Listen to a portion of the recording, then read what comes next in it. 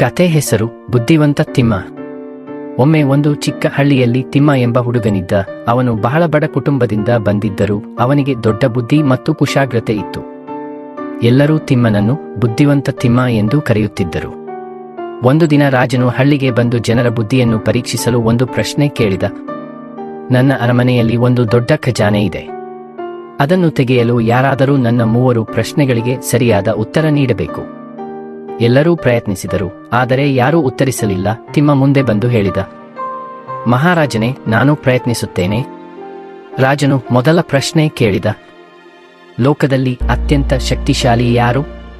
ತಿಮ್ಮ ಉತ್ತರಿಸಿದ, ಸತ್ಯವೇ ಅತ್ಯಂತ ಶಕ್ತಿಶಾಲಿ, ಏಕೆಂದರೆ ಅದು ಯಾವಾಗಲೂ ಗೆಲ್ಲುತ್ತದೆ. ಎರಡನೆಯ ಪ್ರಶ್ನೆ, ಲೋಕದಲ್ಲಿ ವೇಗವಾಗಿ ಹರಡುವುದು ಯಾವುದು? ತಿಮ್ಮ ಹೇಳಿದ, ಚಿಂತನೆ, ಅದು ಕಣ್ಣು ಮಿಟುಕುವಷ್ಟರಲ್ಲಿ ಎಲ್ಲೆಡೆ ಹೋಗುತ್ತದೆ. ಮೂರನೆಯ ಪ್ರಶ್ನೆ, ಲೋಕದಲ್ಲಿ ಅತ್ಯಂತ ಅಮೂಲ್ಯವಾದುದು ಯಾವುದು? ತಿಮ್ಮ ನಗುತ್ತಾ ಉತ್ತರಿಸಿದ, ಜ್ಞಾನ, ಅದು ಯಾರೂ ಕದಿಯಲಾರರು ಮತ್ತು ಅದು ಜೀವನವನ್ನು ಬೆಳಗಿಸುತ್ತದೆ.